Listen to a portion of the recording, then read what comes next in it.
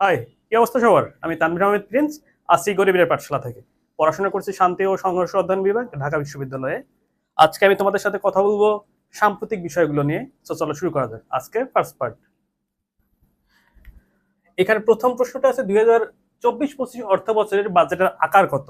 2024 বর্তমান যে বাজেটটি সংসদে পেশ করা হয়েছে সেটি 24-25 অর্থ বছরের বাজেট। এটির মোট আকার হলো 7,96,900 কোটি টাকা।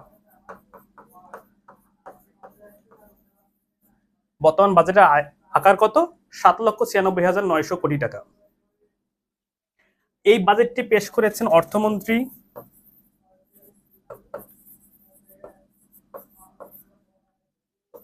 আবুল হাসান মাহমুদ আলী।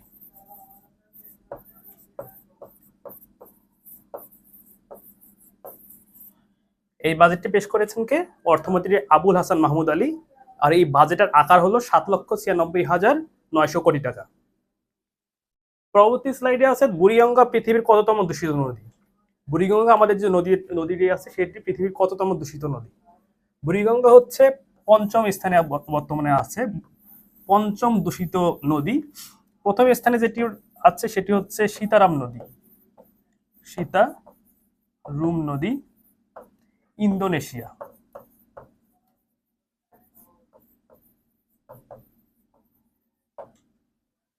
তাহলে বুড়িগঙ্গা পৃথিবীর কততম দূষিত রিভার বা কততম দূষিত নদী? পঞ্চমতম দূষিত নদী।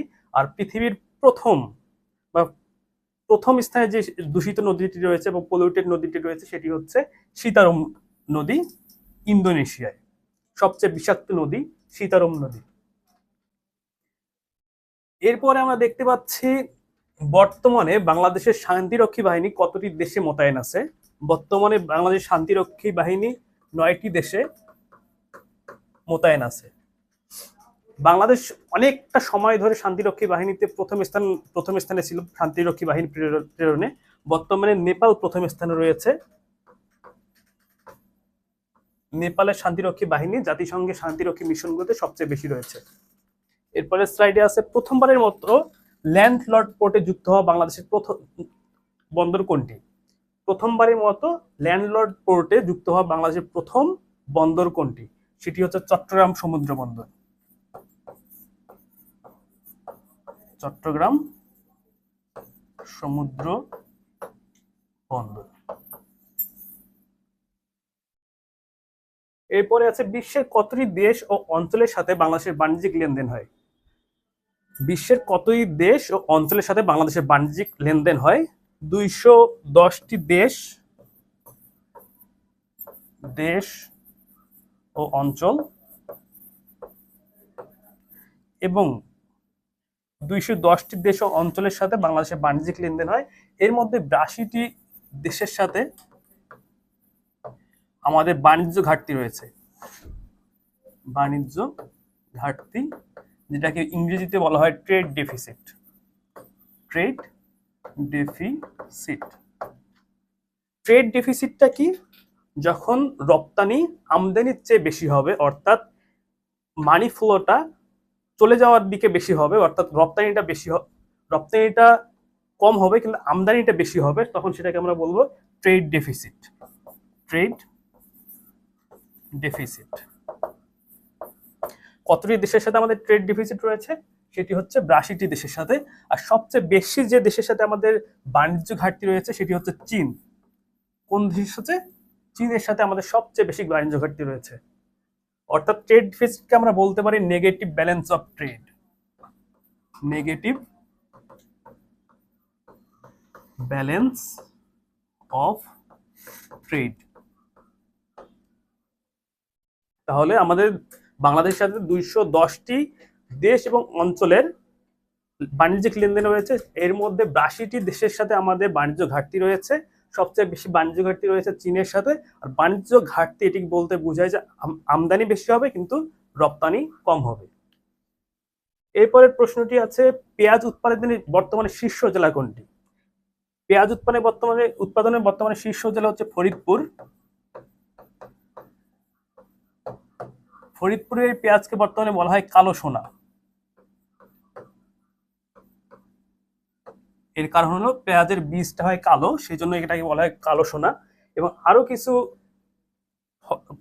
পণ্য যেগুলোতে শীর্ষস্থানীয় জেলাগুলি হচ্ছে আলুতে রংপুর, গম উৎপাদনের শীর্ষ জেলা ঠাকুরগাঁও, তামাক উৎপাদনে আগে রংপুর জেলা শীর্ষে ছিল, বর্তমানে তামাক উৎপাদনের শীর্ষ জেলা হচ্ছে কুষ্টিয়া।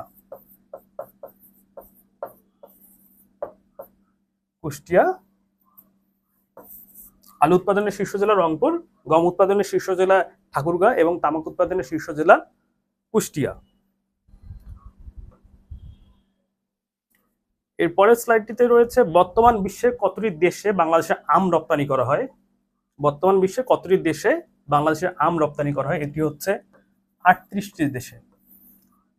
38টি দেশে বাংলাদেশে আম রপ্তানি করা হয়। বাংলাদেশের আম, আমরা এই ছবিতে যে আমটা দেখতে পাচ্ছি সেটি হচ্ছে হাড়িভাঙ্গা আম। হাড়িভাঙ্গা আম,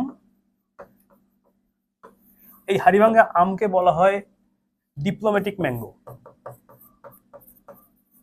ডিপ্লোম্যাটিক ম্যাঙ্গো। এর কারণ হচ্ছে গত কয়েক বছর আগে বাংলাদেশ, ভারত এবং পাকিস্তানের এই আম রপ্তানি করেছিল তার ডিপ্লোম্যাটিক ইস্যুগুলো নিয়ে কথা বলার জন্য। অর্থাৎ তদানীন্তন পাকিস্তানের প্রধানমন্ত্রী ছিল ইমরান খান এবং নরেন্দ্র মোদীকে বর্তমান বাংলাদেশের প্রধানমন্ত্রী শেখ হাসিনা এই আম উপহার দিয়েছিলেন। এই কারণে এই আমকে বলা হয় ডিপ্লোম্যাটিক ম্যাঙ্গো। কোন আমকে ডিপ্লোম্যাটিক ম্যাঙ্গো বলা হয়? সেটি হচ্ছে হাড়িভাঙ্গা আম। কতটি দেশে বাংলাদেশের আম রপ্তানি করা হয়? 38টি দেশে।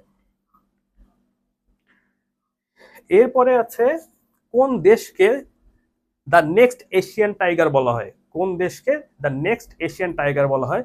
সেটি হচ্ছে ভিয়েতনাম। ভিয়েতনাম মূলত অর্থনীতির ক্ষেত্রে উন্নয়নশীল যে দেশগুলো আছে এর মধ্যে যে দেশগুলো এগিয়ে রয়েছে সেই দেশগুলোকে দ্য নেক্সট এশিয়ান টাইগার বলা হয়। অর্থাৎ এশিয়ার মধ্যে যে রাইজিং কান্ট্রিগুলো আছে অর্থনীতির দিক থেকে সেগুলোকে বলা হয় দ্য নেক্সট এশিয়ান টাইগার। আরো কিছু দেশ আছে যেগুলোকে নেক্সট এশিয়ান টাইগার্স বলা হচ্ছে, সেগুলো হচ্ছে মালয়েশিয়া, ইন্দোনেশিয়া,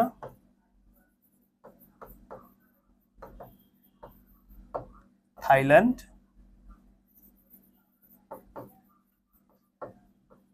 এবং ফিলিপাইন্স।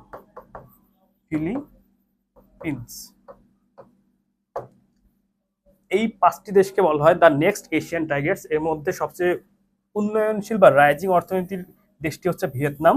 অর্থাৎ ভিয়েতনামকে বলা হয় দ্য নেক্সট এশিয়ান টাইগার। এরপরে আছে ভারতের লোকসভায় বিরোধী দলীয় নেতা নির্বাচিত হন কে? ভারতের লোকসভায় বিরোধী দলীয় নেতা নির্বাচিত হন কে?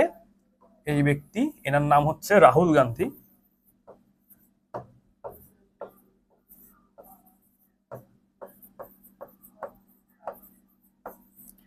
ইনি ভারতীয় কংগ্রেস থেকে বিজয় লাভ করেন। ভারতীয় কংগ্রেস,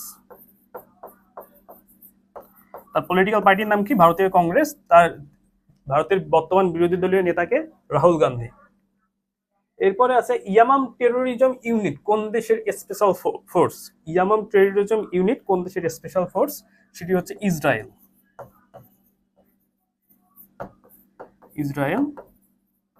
ইসরায়েলের বিশেষায়িত যে ফোর্সটা আছে সেটির নাম কি? Yamam terrorism unit. এটি কোন দেশের? ইসরায়েলের। সো আজকে এই পর্যন্ত, তোমাদের সাথে আবার দেখা হবে পরবর্তী ক্লাসে। সেই পর্যন্ত ভালো থাকো। আসসালামু আলাইকুম।